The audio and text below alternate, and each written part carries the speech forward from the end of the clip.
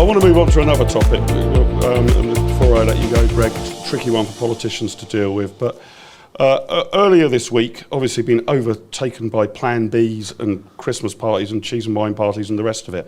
But earlier this week, the government announced a 10-year plan to get tough on drug-related crime, a crackdown on middle-class drug users, who some think are slipping the net rather more than others, possibility of having your passport or driving licence removed for drug use, travel bans could actually be introduced for drug use, harsher sentences for drug dealers themselves. Greg, what do you make of this war on drugs mentality? I mean, isn't this, again, virtually everywhere I look, sadly, at this government, there's authoritarian measures rather than liberalising ones. Isn't it time to actually consider a rather alternative approach to the drugs problem rather than this just doubling down on the war on drugs? I have a very open mind on this, and I get the libertarian argument on this totally. Where I want to particularly focus on the 10-year plan that was announced this week was the criminality end of it, not the drug taker end of it, but the chain of how drugs come to be in this country and how they are peddled currently in this country. And coming out of that, how we help those that are addicted, problematically addicted, not casual use, but serious problem addiction, get through that. There are about 300,000 in this country that are addicted to heroin or cocaine. That, along the chain, it's been identified as responsible for something like 50% of all acquisitive crime. Sure. So we certainly have to do something about that, and we've certainly got to do something about the way county lines drugs gangs operate, which operate in my constituency, preying on the most vulnerable in our society, particularly children, to go on to peddle these drugs. So we've absolutely got to do something about that criminality that leads to people having their car broken into or their house burgled or violence on our streets. But I'm very open-minded as to how we actually look to the future and have a proper grown-up debate, not the usual yaboo debate that doesn't use terms like war on drugs and cracking down on this and cracking down on that, to see how we actually approach those substances that possibly aren't actually any more harmful than alcohol or cigarettes, and have a grown-up debate about it. What's the City AM take on the war on drugs, Sascha? Well, I think this was a war that was lost long ago, but we're just not admitting it. Well, I think that's the thing. I think the war on drugs as a terminology is often used by politicians who feel perhaps like they're losing grip on things, because the law and order point is always a very easy, and especially for Conservatives to come in and say, we're the party of law and order, we're staging a new war on drugs because this is a new problem apparently.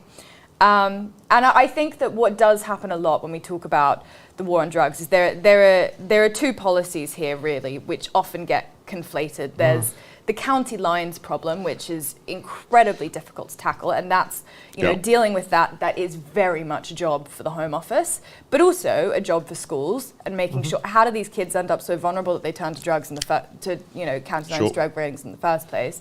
And then there's the kind of what actually should be a public health concern is the drug addiction and drug use. And there is, there's no case to say that criminalizing drugs has actually stopped people using drugs.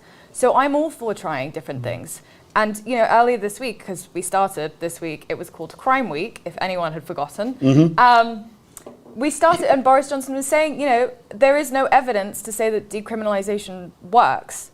But there's not a lot of evidence to say that criminalisation is currently working. Yeah. So that's a sort of double down thing. Very controversial issue, obviously, for politicians. But I can't remember the numbers now, Greg, but wasn't it some sweep of parliamentary bathroom showed that 12 out of 13 of them had residue of cocaine or something along those lines, something like that. And I'm with you that we need to have a more serious debate about it, actually. I'm quite a fan of Lindsay Hoyle, the Speaker of the House of Commons, but I didn't actually like the way he framed it, and I hate this term, drug misuse. You might be against drug use, but it wasn't drug misuse. I don't think there's any evidence to suggest that people in Parliament were doing anything other than using cocaine in the appropriate misuse suggests they were putting them in their ears or something. Yeah, exactly. I was saying, misuse would be using a lawnmower to hoover your carpet or something, right? So whereas this just seems to be like drugs use. And isn't it time to treat this as a health problem more than a crime problem, at least at the user end? I can totally understand, when you're looking at the gangs, organised crime, problems on county lines and the rest of it.